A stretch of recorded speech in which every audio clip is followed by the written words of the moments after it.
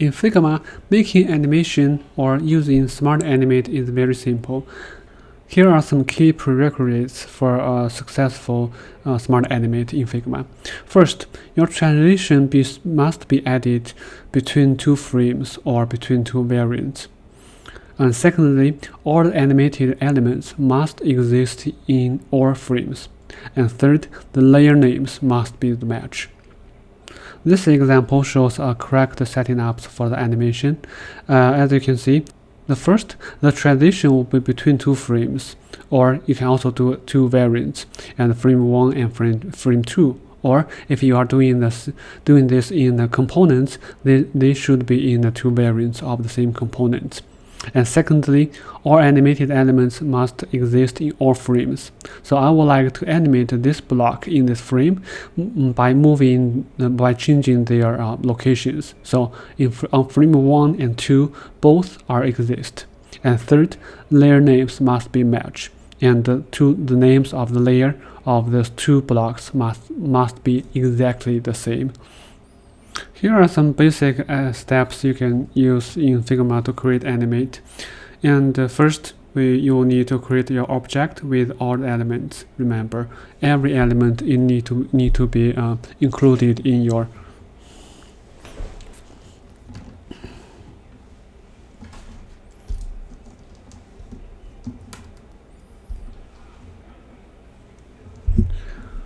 Here is how you can use.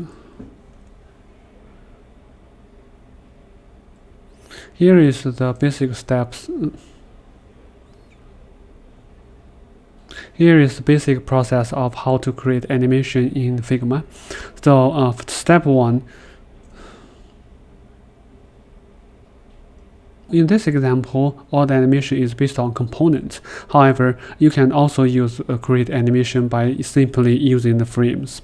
Okay, by using components, it will allow you to reuse the animation anywhere, which especially helpful if you want to repeat this animation again and again. I will show more examples later, and as well as some demos. Step 1, create your object with all elements. And step 2, create component or place them into a frame. Step 3, add variants and make adjustments accordingly to reflect different states of the animation. And also, if you would like to use frames to create that, and each of them will be on different frame. And step 4, add more variants as needed, which is optional.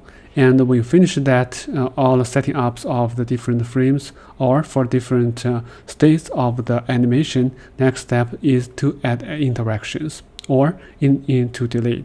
If you would like to make it interactive, like you want to trigger the animation by using interaction, you can select a trigger as needed, like click on drag or hovering. And in this animation, I would like to just create a loop of the animation by itself. So every step is just after delay. And you can see that.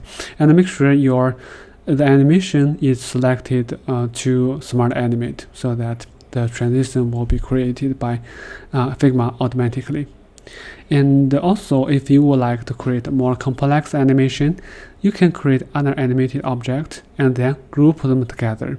Like in this example, this animation, I have one object, I have one component, which the snowman who is moving, and also I have created another component to simulate the animation of the ground.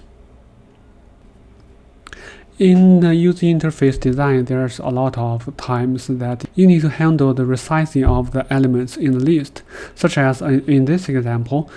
When I show more information of this card, as you can see, all the other cards need to push down so that the card information will not block any information down below it.